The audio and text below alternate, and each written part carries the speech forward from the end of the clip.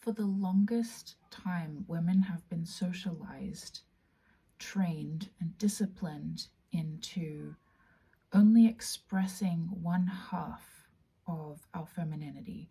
That is the domestic half, the loving, kind, nurturing, graceful, that light feminine aspect of ourselves. A lot of the time throughout history, that is the only half of what we are that has been praised and encouraged. It's the only half that has been considered acceptable by society. And yet there is this other half of us, and it exists within the shadow because it's something we've been taught to deny and repress within ourselves, something to be ashamed of. Feelings of anger and chaos and creativity. And I think certainly within myself, and I've noticed this within friends who have gone through periods of really deep depression and anxiety. I mean, chronic panic attacks, really struggling with depression. Something I've noticed within myself and within friends of mine that struggle with these things is that when we integrate the darker feminine aspects, that is often when we find a relief from these feelings of depression, from these symptoms of anxiety.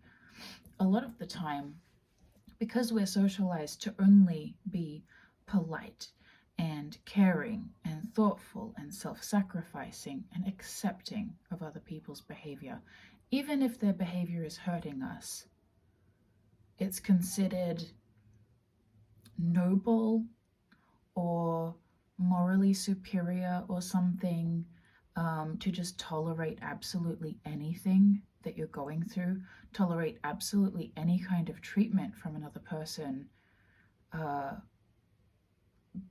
as proof that we love them. And it goes to such an extreme that in reality, what we're practicing is self-abandonment. And we're calling it love. And that's not what it is. When you look at the animal kingdom and let's say a lion is insulted by something another lion has done. Lions have very complicated social hierarchies, and they have a kind of etiquette that they're supposed to follow. And same with wolves, same with pretty much any social animal that you come across. Not that you come across a lot of lions, probably, unless you live in Africa. But when one lion, maybe like playing, being a bit cheeky with another lion, and they go too far, they take it too far. Let's say the male is taking a bit too far with the female. What does she do? Does she ignore the behavior and, he didn't mean it? No, she gets her teeth out. She smacks him down. And I'm not suggesting we use physical violence to solve our problems. But I am saying is that we repress our anger because we've attached feelings of shame to our anger. So if we're being mistreated and we feel anger as a very natural result of being mistreated, that is a completely natural and perfectly healthy reaction to have when someone isn't treating you properly, when they overstep a boundary, whether it's intentional or not. Again, I'm not suggesting we resolve our issues by exploding on people. I'm not suggesting that someone accidentally oversteps a boundary and you go and set fire to their car or something. Not appropriate. There are ways of expressing your anger, basically by simply telling the person, hey, I feel really angry right now. I'm really upset at this thing that you've done. What are you going to do to fix it? That's fine. You're composed. You're in control of yourself. You're not lashing out. but you are expressing how you're feeling. And we are taught to be ashamed of those feelings, like as though if we're being mistreated in some way, again, it could be intentional, it could be unintentional. You never really know what someone else's intentions are. It's difficult to know, but whatever the intention is irrelevant. If you feel a certain way, you should express how you feel and just be honest. But because we're taught to be ashamed of these feelings, to be ashamed of aggression and anger and the more chaotic side of femininity, we repress it. And what does that do? When you repress that energy, that aggression, that anger is a very intense energy. It's, some of these spiritual, whoever people, gurus, they say that things like anger and whatnot are like lower vibration, or you shouldn't feel anger. It's just a new age way of continuing on this idea that repressing certain emotions is healthy, or it makes you enlightened or something. It doesn't make you enlightened. It just makes you passive aggressive. You'll either become passive aggressive towards other people, because that energy doesn't just disappear. Okay? You can deny your anger. It doesn't vanish into thin air. It has to go somewhere.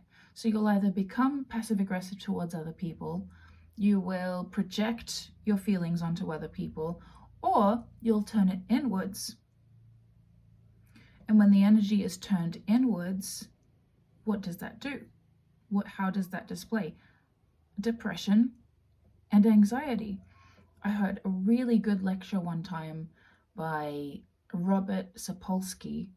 I'll try and find it and link it in the description.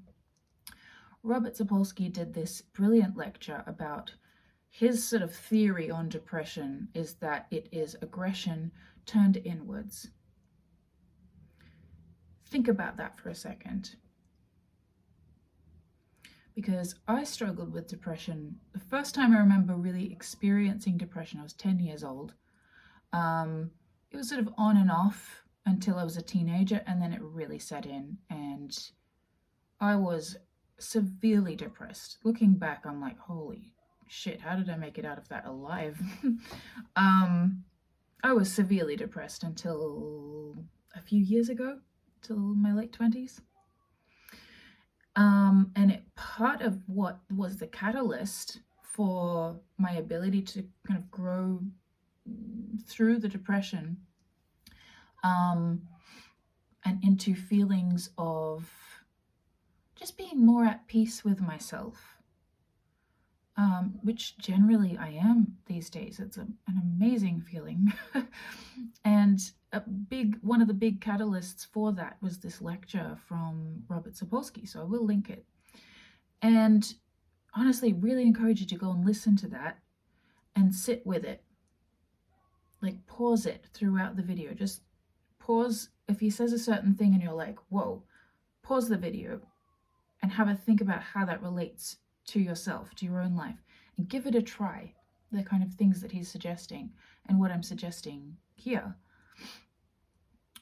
And this is partly why I'm so obsessed with shadow work, is because when we repress and deny and feel ashamed of perfectly natural emotions, either because we've been told, it's not feminine to be angry, or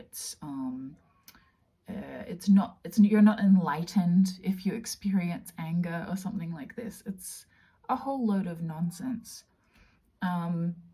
I don't really believe in enlightenment, I guess.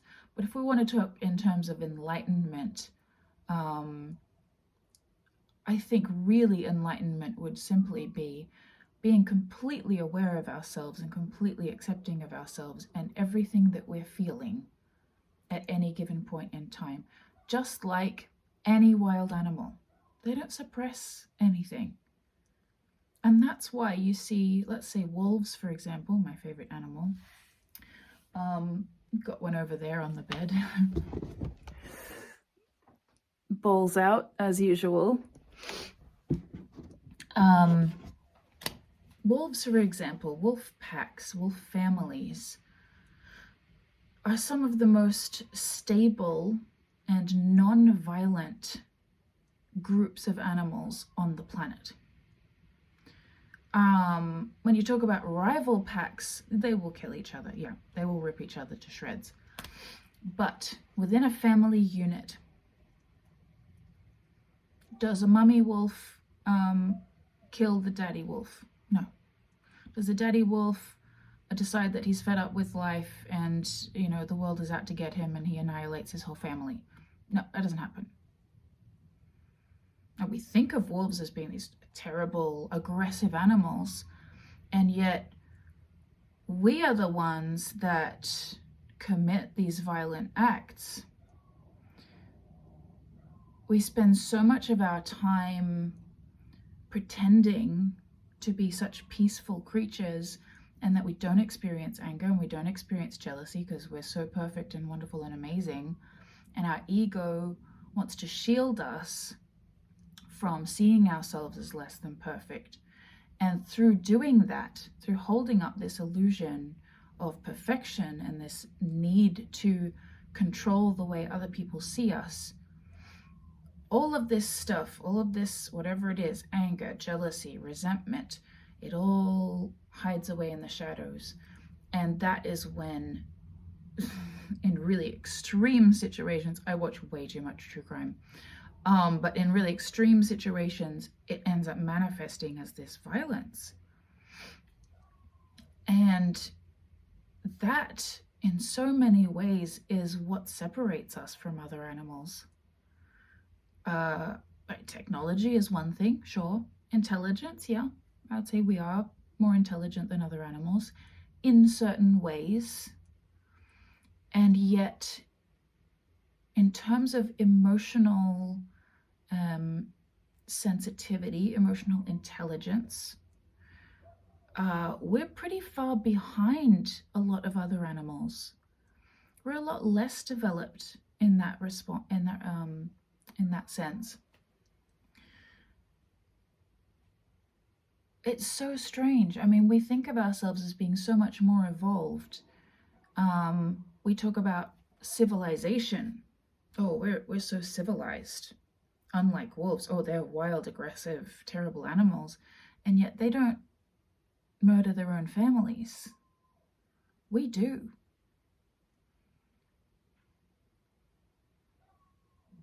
And it's because I think, it's just my opinion, right? Just my opinion. I think a lot of it comes down to the fact that if Mummy Wolf is not happy with one of the cubs, he's been like chewing on her ear for 20 minutes. For a while, she's fine with it. And then at a certain point, it's too much. And she goes, "Arr, arr, arr, arr," and she snaps at him. She tells him, fuck off, right? And that's fine. And then you know what the wolf pup learns? He learns like, oh, whoa, okay, I've got to be careful that I don't hurt other members of my pack. Even if it's just through play, I need to be considerate, or I'm going to get my face chewed off, right? And it's because, Mummy Wolf isn't worried about whether she looks like a good mother or not. She's not thinking about that. She's just like, this is fine, okay, he's just playing. Ow, that hurts. And she responds immediately. She communicates. And she doesn't hurt the wolf pup. When I say she chews his face off, obviously not literally, but she gives him a good yelling, She scares the life out of him. And it's to teach him those boundaries, and it's to respect herself. She respects herself enough that she says, you can't treat me like that. I'm not a toy that can be chewed on. And she loves her pup enough to teach him the boundaries and to not let him get away with anything that will cause social issues in the future, in his relationships with his siblings, in his relationships with his future mate. She knows, just instinctively, if she lets him get away with this behavior, he's going to become really entitled. I know this sounds silly. Some people are going to think, oh, you're humanizing animals. I'm really not. like, this is literally how they are. This is, like I said, pretty much every social animal on the planet, they have social etiquette. There are social rules that have to be respected. And it's the job of Mummy and Daddy Wolf to teach their young how to behave, how to interact, how to be respectful, how to be a hardworking member of the pack, as well as to take care of themselves. And they take care of each other. So they have one litter, that litter grows up, they're yearlings, and then they have a new litter, and those yearlings, because they've been raised right, they help the young ones, they help their younger siblings. They will actually go out, and even though it doesn't benefit them, like when you think about it, like biologically speaking, these are not their own offspring. These are their younger siblings, which could be seen as competition. And yet, if Mummy Wolf and Daddy Wolf are busy, they go off and they'll hunt and they'll bring something back, mice, a rabbit, whatever, to feed their younger siblings. Wolf packs are absolutely incredible. If you look into them, they really are. And I think we can actually learn so much from them in terms of how to communicate with each other. Again, I'm not saying if someone upsets you, that you bite them on the ass. That probably isn't going to go down so well. But metaphorically, you could. You know, someone oversteps a boundary. Why are we repressing these things? Why are we not standing up for ourselves and having some self-respect, and also real love for the other person, where we pull them up and say, hey, what the hell are you doing? We can learn so much from them. Anyway, that's my thought on wolves and anger and expressing our natural emotions, because it's so liberating. It really, really is. Let me know what you think about that, and any of your experiences that you've had of learning to express your anger / aggression in a natural way, in a healthy way, in a constructive way, so that you don't turn it in on yourself or have it existing in the shadow where it pops up as sabotage or passive aggression, that sort of thing. All right,